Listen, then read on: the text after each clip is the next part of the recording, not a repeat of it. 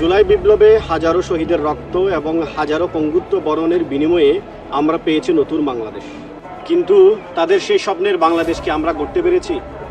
স্বৈরাচার পালিয়েছে ঠিকই, কিন্তু রাষ্ট্রের ভেতরে ফ্যাসিবাদের সেই পুরনো কাঠামো আজও বহাল তবিয়ৎ। রাষ্ট্র সংস্কার না হলে আবারও ফিরে আসতে পারে সেই দুঃশাসন। একজন ব্যক্তি বা একটি দল যেন আর কখনো দেশের মালিক হয়ে না বসে, সেজন্য সংসদে উচ্চকক্ষ গঠন এবং প্রধানমন্ত্রীর একচ্ছত্র ক্ষমতা কমানো আজ সময়ের দাবি। ক্ষমতার পরিবর্তন নয়, আমরা চাই গুণগত পরিবর্তন।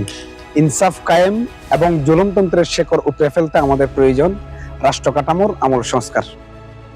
নিরপেক্ষ বিচার বিভাগ, দুর্নীতিমুক্ত দেশ, আর দণ্ডপ্রাপ্ত আসামিদের যখন তখন রাষ্ট্রপতির ক্ষমার সুযোগ বন্ধ করতে আসন্ন গণভোট একটি ঐতিহাসিক সুযোগ।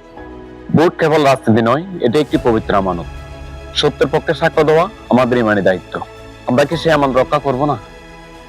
24-এর বিপ্লবে আমরা দেশকে দ্বিতীয়বার স্বাধীন করেছি, কিন্তু সেই স্বাধীনতা কি সত্যিই নিরাপদ? যদি সংবিধান আবারও কোনো ব্যক্তির ইচ্ছার অধীনে চলে, তবে জাতি হিসেবে আমরা দাঁড়াবো কোথায়? ভয় নেই, পথ একটাই, রাষ্ট্র সংস্কার।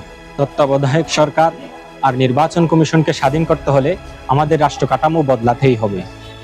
তাই আগামী 12 ফেব্রুয়ারি 2026 ইনসাফ কায়েমের লক্ষ্যে এবং আগামীর বাংলাদেশ বিনির্মাণে সঠিক সিদ্ধান্তটি আপনাকেই নিতে হবে।